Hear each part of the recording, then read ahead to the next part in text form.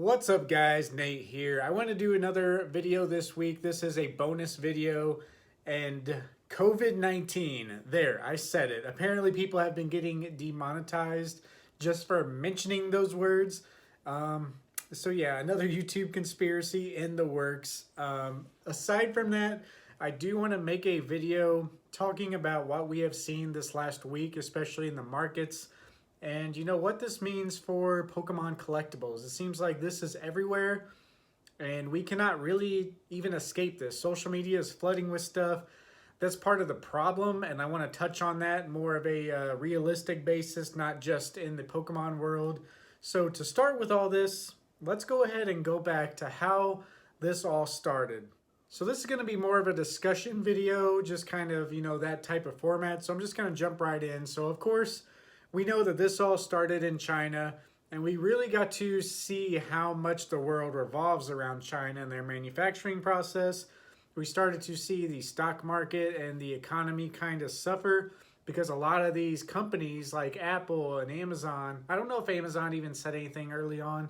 I know Apple did. Some other big companies mentioned, because this is happening in China, it could deter some of our supply chains and kind of diminish some of those.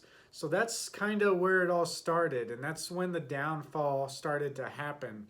So of course, what affects China affects us all, and that is when we kind of saw the market kind of take a downturn. Now, over the weeks, this has been building up, building up, building up.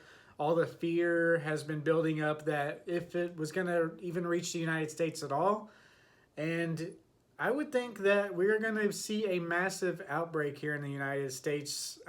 We should at least prepare to what Europe is experiencing now, a huge outbreak, because that's exactly what people have been predicting that have been studying this stuff.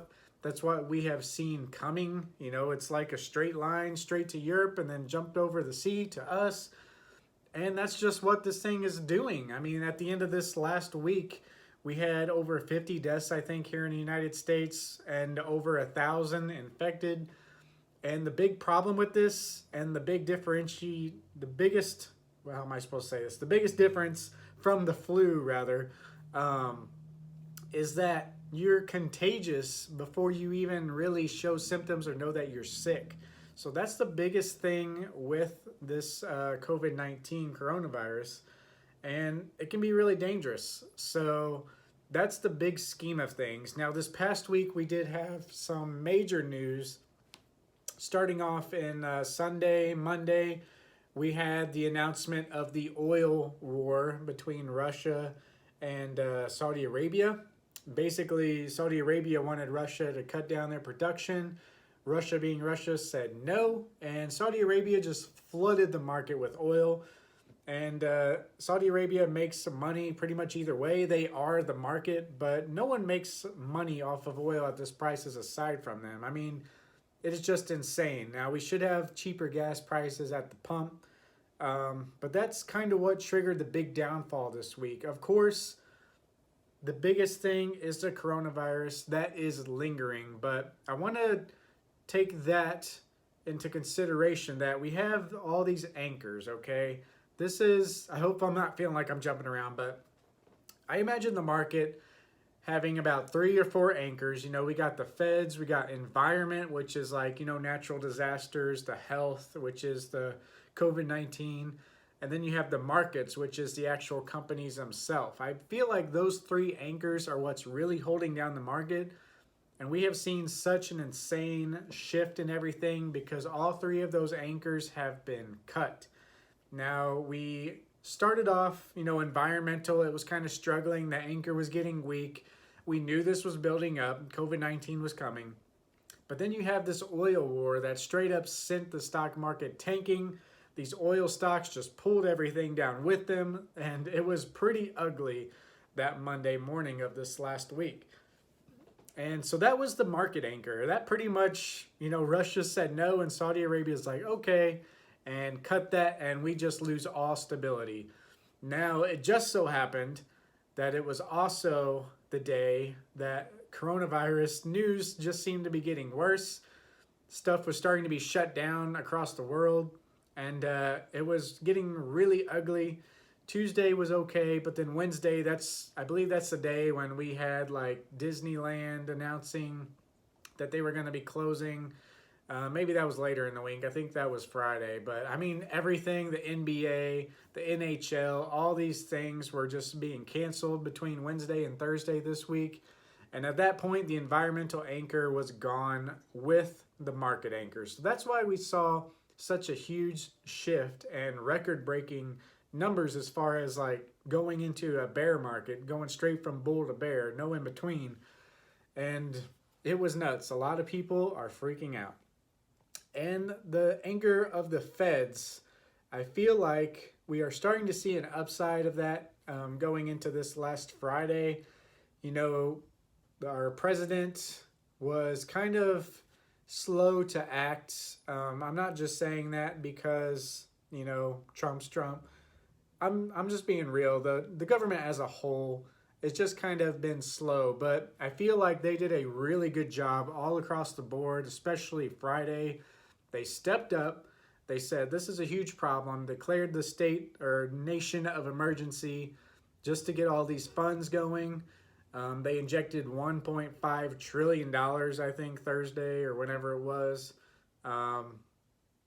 They showed that they were very serious this Friday, and the market responded to that. You know, before the market didn't really respond to them injecting $1.5 trillion, and they was just almost laughable. You know, they pretty much could go without saying that we lost our Fed anchor at that point. But they're getting stronger, and I feel like we had a lot of positives coming out of Friday. You know, the market made a big turnaround. But overall, the government's support of this whole thing. And so if I didn't bore you to death, what about Pokemon? So in these times, I feel like collectibles hold their value. A lot of us serious collectors are actually going to spend more time with our collections because naturally that's what we do when we're cooped up inside or too scared to get outside. And a lot of the market relies on person-to-person transactions, so things like eBay might still be okay, but you got to think, someone's delivering these cards to us, so we might have insane amount of slowdown, especially if everything's shut down, if there's a government shutdown, you know, USPS might be shutting down, UPS might go a little longer, but if they order those guys to stay home, mail is going to slow to a crawl. So that's the biggest downside as far as getting things. But yeah, overall, I think people are freaking out a little too much. If you have the luxury of working from home, please do not take that for granted. I myself am a healthcare worker. I am a respiratory therapist. I deal with all things lungs and everything. So I'm literally going to be on the front lines in the emergency room taking on these patients when I'm working. And it's kind of concerning to a lot of us in healthcare that, you know, people who are afforded the luxury of staying at home, working from home, are kind of also the type who are going out and buying out all the masks and all the toilet paper and all this unnecessary stuff. And that takes away from a lot of people who actually need it, like the hospital. So if you're one of those voices out there, it's good to be concerned. It's good to, you know, look out for each other, start the conversation, raise awareness, whatever. But just keep in mind, you know, how are you contributing to the bigger picture? There's people like me who don't have the option to work from home. And it's not like we're going to work in the office. We're literally going to the hospital where these people are coming in constantly. And we're expecting to be very busy. Here in Missouri, thankfully, things haven't taken off like they have in other places, but it's only a matter of time, I believe. So that's you know, kind of the outlook on the more serious note.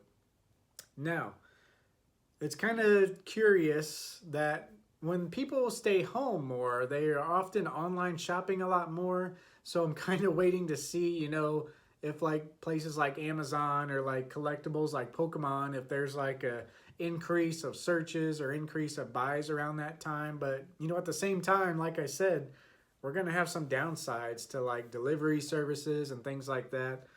But yeah, it is just kind of an interesting time, guys. The biggest things we can do is wash your hands, you know, be considerate to other people.